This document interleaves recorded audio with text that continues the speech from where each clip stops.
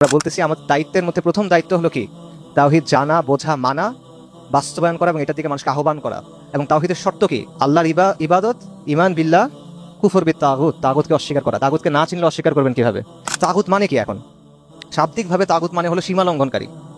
ইসলামী পরিভাষায় তাগুত মানে হলো মিথ্যা ইলাহ, এমন কেউ যাকে আল্লাহর বদলে ইবাদত করা হয়, অথবা এমন কেউ যার উপর এমন কোনো বৈশিষ্ট্য আরোপ করা হয় যেটা একমাত্র আল্লাহর জন্য খাস এবং সে এটাতে সন্তুষ্ট হয়, সে হলো তাগুত। উদাহরণ দেখেন, উদাহরণ দেখলে বোঝা সহজ হয়। রব হলেন আল্লাহ আযজা ওয়া জাল। এখন ফিরাউন বলছিল আনা রাব্বুকুমুল আ'লা, আমি হলাম তোমাদের সবচেয়ে শ্রেষ্ঠ রব, সর্বোচ্চ রব। ফিরাউন দাবি করছিল। ফিরাউন তাগুত। জীবন এবং মৃত্যু দেন কে? আল্লাহ আযজা ওয়া জাল। নমরুদ ইব্রাহিম আলাইহিস সালামের সাথে যখন তর্ক করতেছিল তখন সে বলতেছিল আমি তো জীবন দেই, আমি মৃত্যু দেই। নমরুদ তাগুত। রিজিকের মালিককে আর রাজাককে? আল্লাহ। কিন্তু কেউ যদি এখন বলে যে সে রিজিক দিতে পারে, কেউ যদি বলে সে আরোগ্য দিতে পারে, তাহলে কেউ যদি বলে সে সন্তান দিতে পারে, কোনো সাধু বললো, কোনো পাগলা বললো, কোনো বাবা বললো, তারা কি? তারা তাগুত। বিধানদাতা আল্লাহ, ইনিল হুকমু ইল্লা লিল্লাহ, আমার আল্লাহ তা'বুদু ইল্লা ইয়্যা। বিধান শুধুমাত্র আল্লাহর। আল্লাহ তোমাদের আদেশ করতেছেন তোমরা আল্লাহ ছাড়া আর কারো ইবাদত করবে না। এখন কেউ যদি বলে যে না, আল্লাহ এটা বলছেন, আমরা নিজেদের মতো করে বানাবো, আমরা নিজেদের মতো করে শাসন চালাবো, আমরা নিজেদের মতো করে বিধান চালাবো। শাসনের ক্ষেত্রে আল্লাহর কথার মূল্য নাই, নাউজুবিল্লাহ।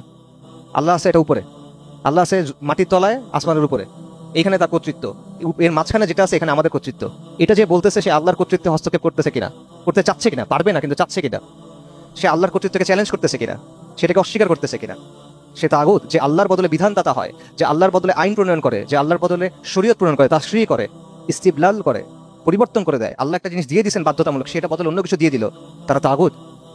মূর্তি যেগুলো পূজা করা হয় সেগুলো তাগুত, এবং ইবলিস তাগুত। ইমাম ইবনুল কাইয়িম তাগুতের একটা ব্যাখ্যা দিচ্ছেন ইলামুল মুওয়াক্কিঈন এই গ্রন্থে, সেটা আমি আপনাদের পড়ে শোনাই। উনি বলতেছেন তাগুত হলো এমন সবকিছু যার জন্য মানুষ আল্লাহর নির্ধারিত সীমারেখার লঙ্ঘন করে। এবং তাগুত উপাস্য হতে পারে, মাবুদ হতে পারে, তাগুত অনুসরণীয় হতে পারে, মাতবুও হতে পারে, এবং তাগুত আনুগত্যের পাত্র হতে পারে। অর্থাৎ উপাস্য, অনুসরণীয়, আনুগত্যের পাত্র, তিনটেই তাগুত হতে পারে। কাজেই প্রত্যেক জাতির তাগুত হলো সেই ব্যক্তি বা সত্তা যার কাছে তারা আল্লাহ এবং তার রাসূলের পরিবর্তে বিচার প্রার্থনা করে। আবার শোনেন, ইমাম ইবনুল কাইয়িম বলতেছেন প্রত্যেক জাতির তাগুত হলো ওই সত্তা যার কাছে তারা আল্লাহ এবং তার রাসূলের পরিবর্তে বিচার প্রার্থনা করে, অথবা আল্লাহকে বাদ দিয়ে যার উপাসনা করা হয়, অথবা আল্লাহর পক্ষ থেকে কোনো সুস্পষ্ট প্রমাণ ছাড়াই যাকে অনুসরণ করা হয়, অথবা এমন কোনো বিষয়ে তার আনুগত্য করা হয় যেই ব্যাপারে আল্লাহর আনুগত্য করার কথা। এরা সবাই তাগুত। এবং ইবনুল কাইয়িম তারপর কি বলতেছেন খেয়াল করেন এবং আমাদের বাস্তবতার সাথে মিলান। ইমাম ইবনুল কাইয়িম বলতেছেন তুমি যদি এগুলো ভেবে দেখো এবং মানুষের অবস্থা বিবেচনা করো, তাহলে তুমি দেখতে পাবে মানুষের অধিকাংশই আল্লাহর ইবাদত থেকে মুখ ফিরিয়ে তাগুতের ইবাদতের দিকে ঝুঁকে গেছে, আর রাসূলুল্লাহ সাল্লাল্লাহু আলাইহি ওয়াসাল্লামের আনুগত্য থেকে মুখ ফিরিয়ে তাগুতের আনুগত্য এবং তাগুতের অনুসরণের দিকে ফিরে গেছে।